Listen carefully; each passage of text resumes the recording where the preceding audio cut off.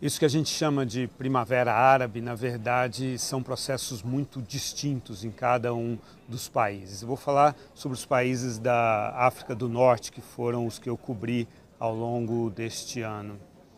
No Egito você teve um processo em que o exército protegeu os manifestantes e levou o ditador Hosni Mubarak à renúncia. Portanto, não houve uma guerra civil no Egito, houve manifestações pacíficas, um confronto violentíssimo com a polícia, mas que acabou com o exército intervindo e levando à renúncia do Mubarak. O que é irônico nisso é que depois de uma revolução pacífica, hoje os egípcios vivem uma espécie de segundo round da revolução em que eles enfrentam o próprio exército, porque o regime militar propriamente dito não foi derrubado, foi um governante militar que foi derrubado. O Egito vive agora um processo eleitoral no qual aconteceu aquilo que se previa. A Irmandade Muçulmana e o Partido Salafista, ou seja, radical islâmico, Al-Nur, estão vencendo essas eleições. Porque em todos esses países a oposição secularista foi totalmente dizimada e o que restou de movimentos organizados, de grupos organizados, foram os islâmicos. A Tunísia, que foi quem iniciou essa revolução ainda em dezembro, com o Mohamed Bouazizi, que se imolou e com isso colocou fogo em todo o mundo árabe.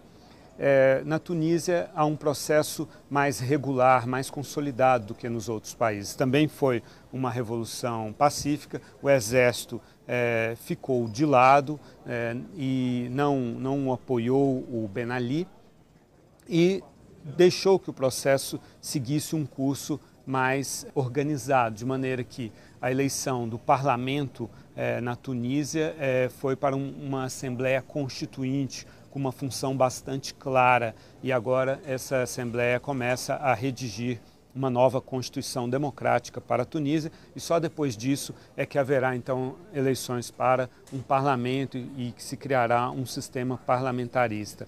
No Egito, os egípcios consideram que tudo aconteceu meio que ao contrário. Esse parlamento que está sendo eleito não tem funções muito claras e os militares procuram se manter no poder, manter os seus privilégios, os seus interesses, e daí essa contínua convulsão no Egito. A Líbia foi um caso bastante diferente, porque aquela fatia do exército que estava organizada para defender o regime se manteve nessa defesa e houve uma guerra civil bastante cruenta com a intervenção da OTAN e ao longo deste ano até a morte do Gaddafi em Sirte, na sua terra natal, os líbios viveram realmente uma guerra civil.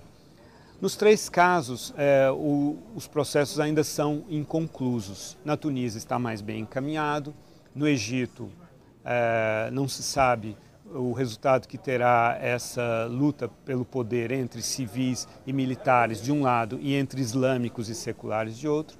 E na Líbia tudo está por fazer. Quer dizer, eles vêm de conseguir finalmente derrotar o Gaddafi, eliminar fisicamente o Gaddafi, e agora começará um processo de transição democrática e é difícil medir a força dos islâmicos, porque no caso da Líbia nem sequer partidos islâmicos havia na época do Gaddafi, diferentemente de Egito e Tunísia. Então é um processo em aberto. Os três países são relativamente moderados para o padrão árabe, são relativamente liberais, principalmente a Líbia e a Tunísia.